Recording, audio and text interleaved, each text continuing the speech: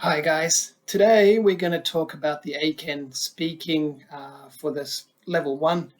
First of all, omedetou gozaimasu. If you have passed the written test, that's a great thing. That's fantastic because it's such a difficult test, and if you've gotten this far, you should be very proud of yourself. Give yourself a pat on the back. Okay, now of course, you've still got a big job to do to pass the speaking section. It's not easy. You know what it's like? You've got those 5 questions. I'm going to show you in a minute those 5 questions that we're going to practice today. We're going to have a look at. You've got 1 minute to prepare and then 2 minutes to speak. That's a long time, isn't it? Trying to continue for 2 minutes requires a really good strategy. Now, what I suggest is you think about 2 reasons for and 1 reason against. Do you understand? So you're trying to think of 2 reasons why this is a great idea and 1 reason that's why this has to be, you have to be careful choosing this option. All right. Now, that's not concrete. You do not have to follow that strategy. Some people prefer to have, just 2 reasons for or 3 reasons for. That's enough, of course. I just think sometimes it's very difficult to come up with 3 reasons for the idea. But there's always 1 reason against. Okay. Now, the other thing that I want to suggest is that when you're speaking for 2 minutes, 120 seconds, it's a long time, and often you won't have a clock. Of course, it depends on the interviewer, but generally you don't have a clock to look at. So you've got to mentally create a picture in your mind. So what I'm trying to do is I'm trying to talk for about, let's say, 45 seconds on reason 1, 45 seconds on reason 2, and then, of course, the rest of the time will be on the reason against. Okay? When we break it down like that, it becomes a little bit easier to understand how to manage your time. Okay? Now, what I'm going to do now is I'm going to flash up, you can see right here, these 5 topics, okay? These were recent topics. They're very common types of topics, as you can see. There's things about international politics, there's things about social responsibility, there's also issues about education, as you can see right here. These are common topics. You've got to find answers for these topics, develop ideas for these topics, and practice a few different questions. Hopefully, when you go into the test, you will see something very similar to what you practiced. You'll be able to choose that question and then quickly go with it. Okay? So, what I'm going to do is I want to try this first one, okay, about the United Nations. Now, I don't know if everyone is an expert on the United Nations. You don't have to be. You don't have to be an expert on the United Nations. You don't have to be an expert on international politics, but you can make a very good answer without being an expert. Okay, so let me show you what I'm talking about. First of all, a very short introduction. Then I'm going to talk about reason 1, reason 2, and the opposite side. Okay. So you guys ready? And please time me, see if I can get to 2 minutes. It may be tough, but I'll keep my fingers crossed. Okay. So I believe that the United Nations must play an important role in international politics. I'm going to talk about 2 reasons why I think so, and 1 thing they must be careful about.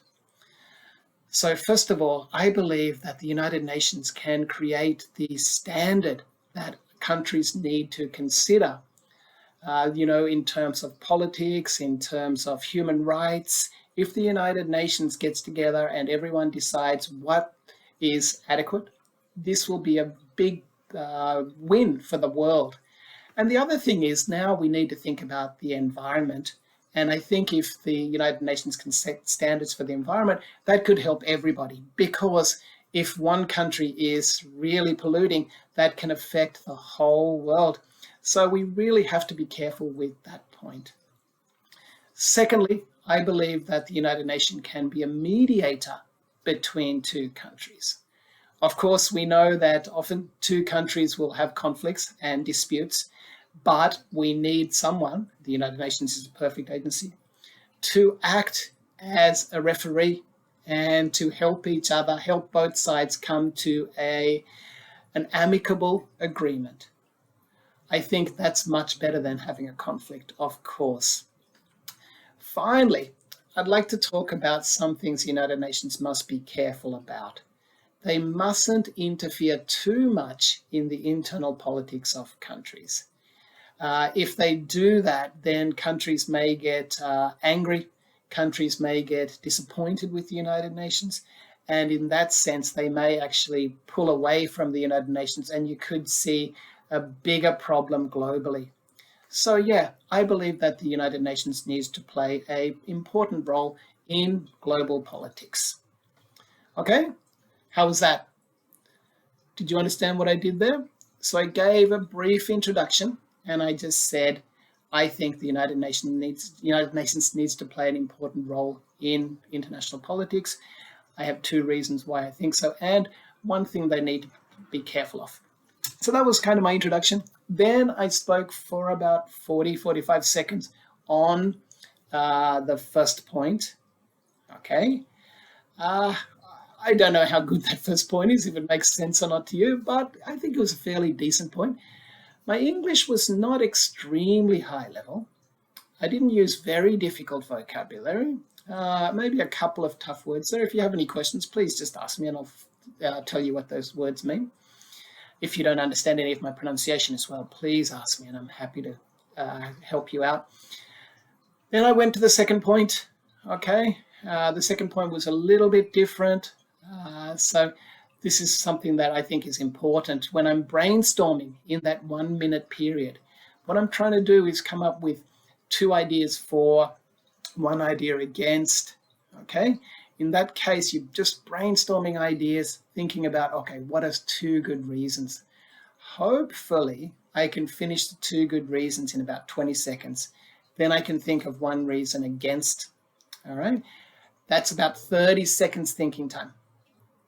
Then I'm going to start practicing my answer and thinking about key points that I'm going to talk about in there. All right. And I still had some time left at the end, so I said a short conclusion, which was very similar to my introduction.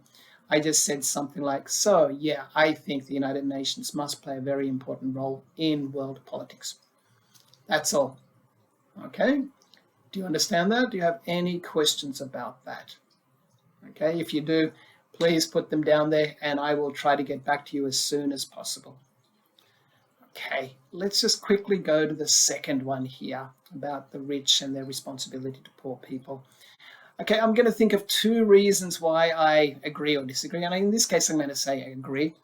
And I think that I'm going to say something like, the rich people need to help the poor people because the wealth gap has become so large. And, we can help to reduce that by rich people paying more taxes. Okay, what's a good second point? Let me think. Okay, I know what. The second point I'm going to say is that the rich people are generally employing the poorer people and using their services. So the rich people should pay them a little bit more, help them more, and that way they can break that vicious cycle of poverty. Okay, great, good reasons, eh? The third thing I'm going to say is, we have to be careful. If we give out too many handouts, then some people may become lazy and not want to work. How's that? I think that's two good reasons for and one good reason against. So let me give you my answer here.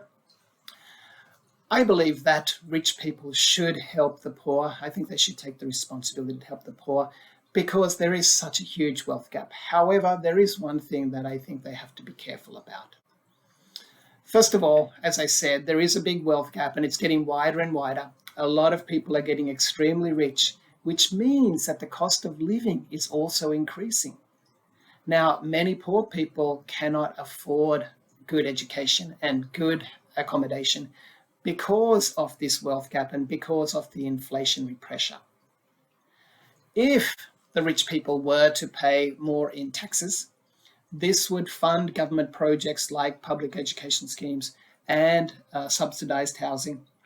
This would make it easier for the poorer people, the lower socioeconomic groups, to afford education and good housing, and hopefully then their children can, of course, get a good education and go maybe become wealthy people themselves.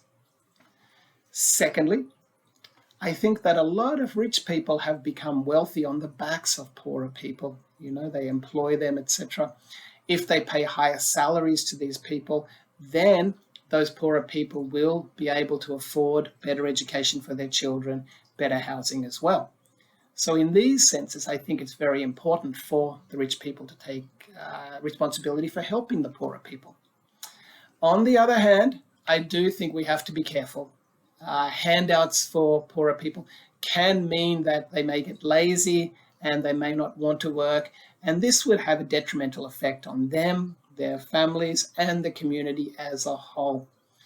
So yeah, in my mind, I think that the rich must take responsibility for helping the poor. Okay, there's another answer there. I just made it up as we were talking, so you can see how my brain is thinking, I hope. My introduction was a little bit different this time. Maybe I should have made it simpler, but can you understand my strategy? That's all I'm doing. I speak for 2 minutes. In my 1 minute preparation time, I'm brainstorming ideas, and those ideas create the time. So I've got about 10 seconds for introduction. Like I said, 45 seconds for point 1, 45 seconds for point 2. And the last one is not very long. It's just a short, maybe 20 seconds with a conclusion.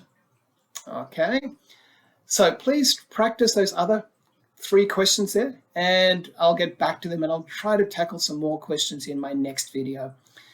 Good luck, guys. Let me know what you think, and let me know if you have any questions at all.